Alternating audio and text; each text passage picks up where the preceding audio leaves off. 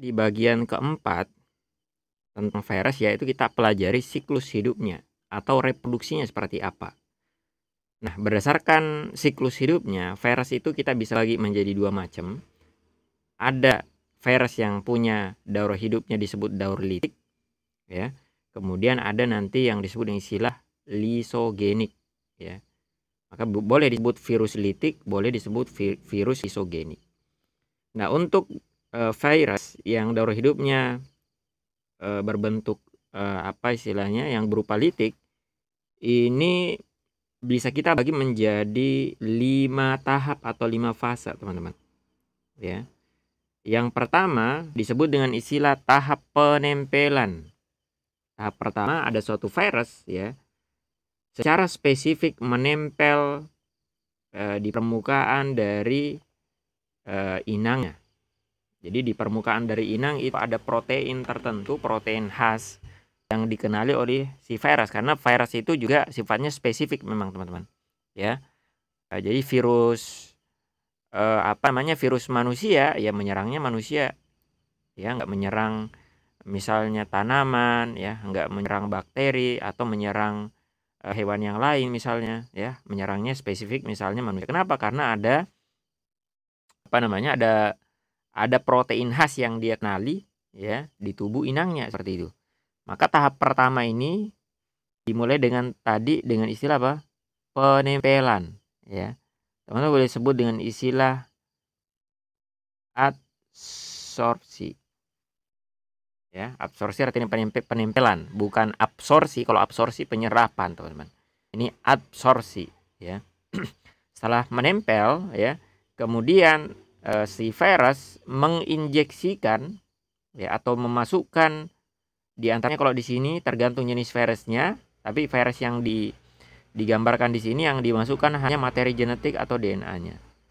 Maka tahap kedua teman-teman sebut dengan istilah tahap injeksi, ya. Nah, maka kalau ini gambar virus T istilahnya, ini virus yang kompleks, ya. Jadi nanti dia kemudian menginjeksikan DNA-nya dalam sel inang, dan kemudian dia meninggalkan kapsidnya yang telah kosong dari materi genetik di luar dari inangnya, nggak ikut masuk begitu, ya.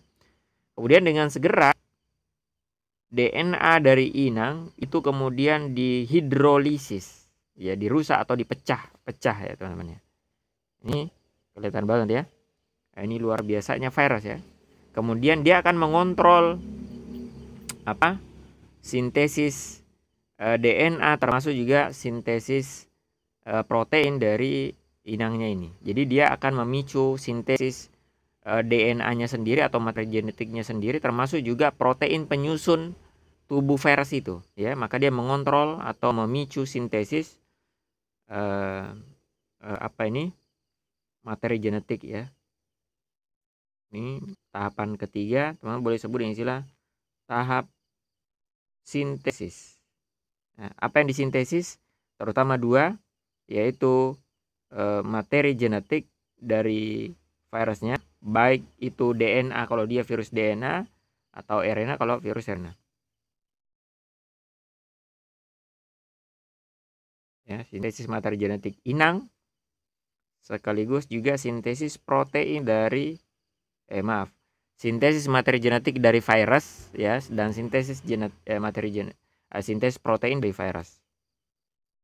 Maka ini terjadi transkripsi dan translasi, ya, yang kemudian diikuti dengan tahap keempat yang teman-teman sebut dengan istilah perakitan. Ya, setelah protein dibuat, ya, protein-protein yang berperan menyusun bagian-bagian tubuhnya ini dibuat, maka kemudian dengan segera dia rakit, ya. Maka ini teman-teman bisa lihat kepalanya dipasangkan dengan ekornya, kemudian nanti juga dengan serabut ekor, sehingga terbentuk satu kesatuan utuh virus, ya. Habis itu terjadi litik atau lisis, ya. Terjadi pelepasan.